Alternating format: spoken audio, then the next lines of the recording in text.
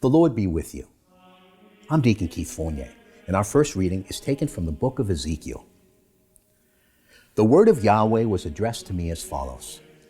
Son of man, say to the ruler of Tyre, the Lord Yahweh says this, because your heart has grown proud, you thought, I am a god. I am divinely enthroned, far out to sea. Though you are human, not divine, you have allowed yourself to think like God. So you are wiser than Danel? No sage as wise as you? By your wisdom and in your intelligence, you have made yourself a fortune. You have put gold and silver into your treasuries. Such is your skill in trading. Your fortune has continued to increase, and your fortune has made your heart grow prouder. And so the Lord Yahweh says this, since you have allowed yourself to think like God, very well. I am going to bring foreigners against you, the most barbarous of the nations. They will draw a sword against your fine wisdom. They will desecrate your splendor. They will throw you down into the grave, and you will die a violent death far out to sea. Will you still think, I am a god, when your slaughterers confront you? But you will be human, not divine, in the clutches of the ones who strike you down. You will die like the uncircumcised at the hand of foreigners. For I have spoken, declares the Lord Yahweh. And our response is taken from Deuteronomy chapter 32.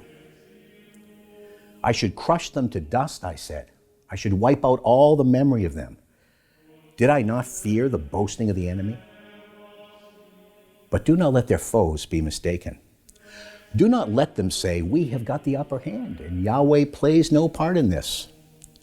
What a short-sighted nation this is, how thoroughly imperceptive. How else could one man rout 1,000? How could two put 10,000 to flight?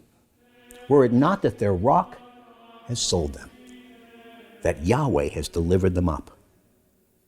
Vengeance is mine, I will pay them back for the time when they make a false step.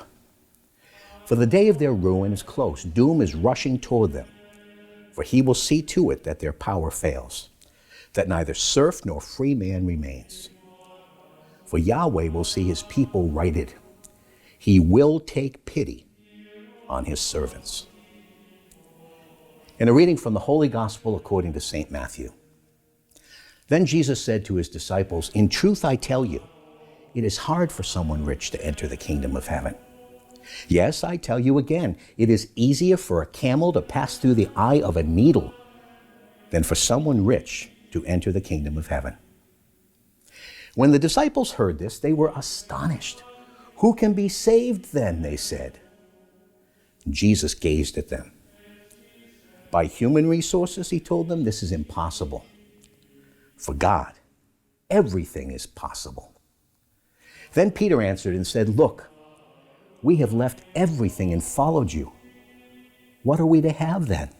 And Jesus said to them, in truth I tell you, when everything is made new again, and the Son of Man is seated on the throne of glory, you yourselves will sit on 12 thrones to judge the 12 tribes of Israel.